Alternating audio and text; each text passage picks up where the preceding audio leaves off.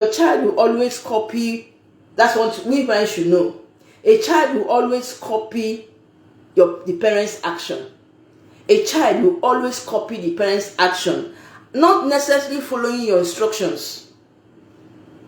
I repeat again, a child will always copy. Why? Because children look at their parents, what they do. So a child will always copy the parents' actions, not necessarily their instructions, especially when you don't practice what you say. When you don't practice what you say, when you don't do what you say, that's what most parents do. They can say, "Thank you, Zina. Thank you so much. Thank you there. God bless you. Thank you. I appreciate it. Thank you for the compliment." Parents should not they should not pamper their children, especially at a very young age. You're right. When your child does something, leave and small pikin, leave him, please. He's still young.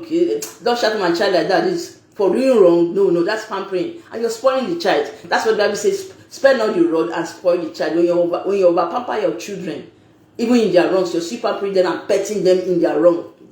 It's dangerous. Very, very dangerous. That's how they will grow. So at a very tender age, that's when you need to give this upbringing and instill morals and virtues into them. You understand? So like I was saying, okay, let me read what MC said. MCTV said, parents should not relent in talking to their children at all times. And they should not be left out even of their not listening is a matter of time. Yes, even when you're talking to a child, trying to correct a child and the child is not listening to you, please still continue with your child. Yes, still continue. Time will come, the child will change and make amendments. But then all your talking and everything, let there be love in it. Let there be love. Love is the greatest force of this universe. So when you're showing love to your child, even if the child does wrong, but you see extend love to that child, the child will change. Okay, Zina is saying, well, yes, they will copy the parents. That's right. That's what I was trying to say. A child will always look onto the child, the parents, whatever the parents is doing. So they are watching. You know, I always say parents are the first teachers of the children. You understand? Parents are the first teachers, so they are with you, they are watching you, every of your move, every of your actions, they are seeing it.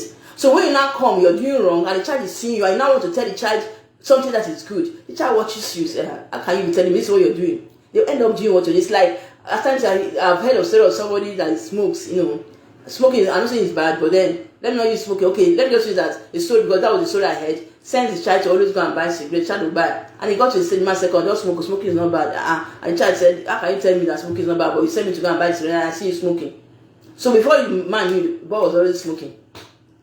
And there was no way he could call the child because the child is seeing him doing it. So what is wrong? If it's wrong, why would you be doing it? So that's why parents should watch every action. As I said, a child will always copy your actions. That's parents. But not necessarily follow your instructions, especially when you don't practice. So the parents, most of the training children get is from what they see. What they see. So you can talk and talk and talk. If they don't see you doing it, forget, your talking is a waste. At that time, sister parents, they're talking to children and say, mommy, you're lying, no. Daddy, you're lying, no. So what do you expect? You're not doing what you're saying.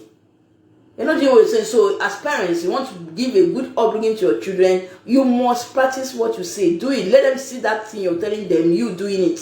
It becomes so easy for them to do. It becomes so easy for them. They flow along with you because they're saying, at times you don't even need more talking. Just live that life. They're watching you and they're living it.